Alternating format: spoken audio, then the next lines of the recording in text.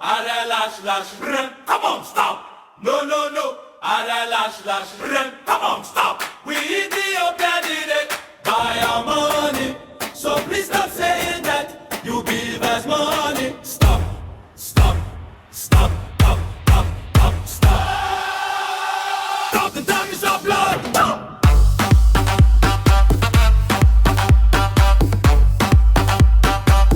Damn is our.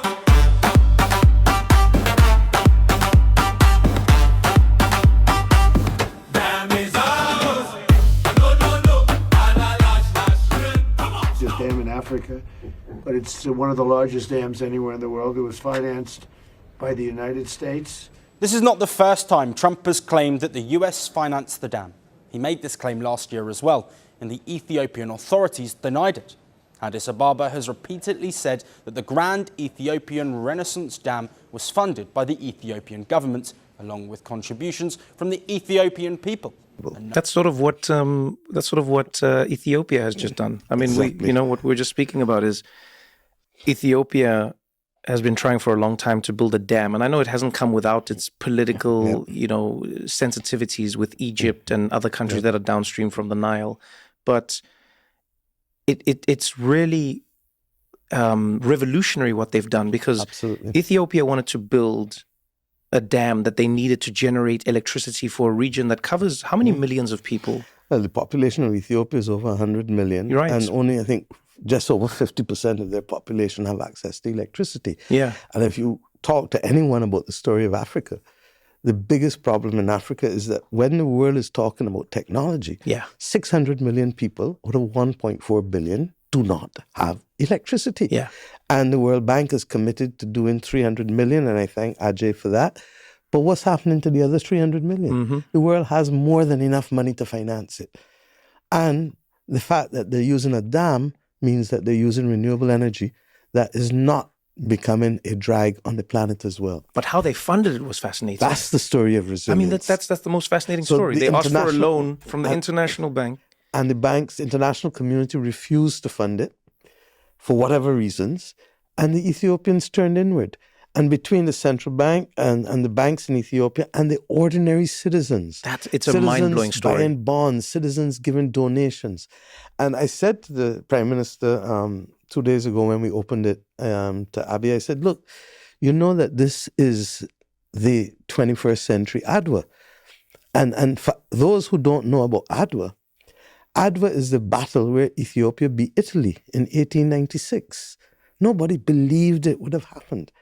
And Ethiopia came together, and it took them, I think, almost 2 years in the long trek, and they rose majestically. Adwa is what led to the beginning of the Pan-African movement.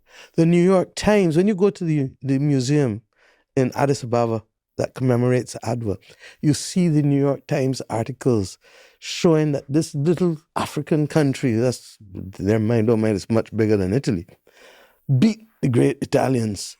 And out of this then came the entire movement that, guess what, Black people can achieve something after centuries of domination and subjugation.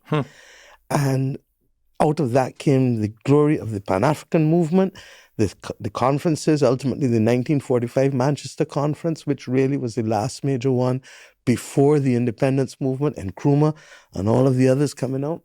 So for me, this engineering feat is the biggest dam in Africa. It's like 2 kilometers wide, 550 feet high. I mean, you have to see it to believe it. I've never seen water move at that speed.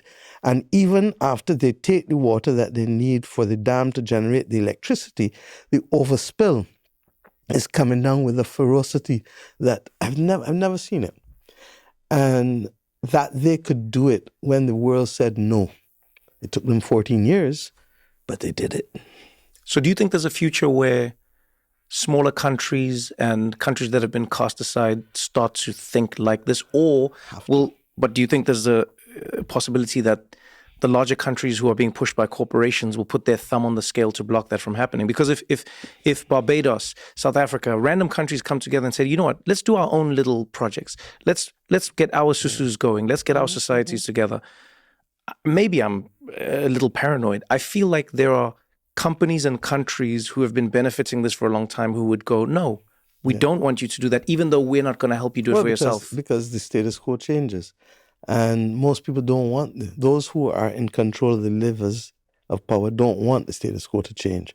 By the same token, I've also been around long enough to know, and I think you've seen it in South Africa, that some of the very same people who were opponents eventually become converts. Yeah, that's true. And